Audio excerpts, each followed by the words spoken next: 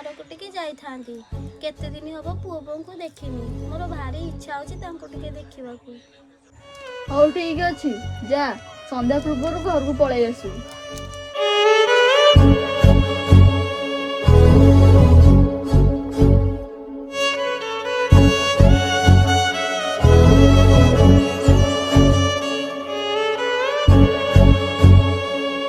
ଏ ପୁଅ, ଏ ମା ଘରେ ଅଛ କି ନାଇଁ କିଏ?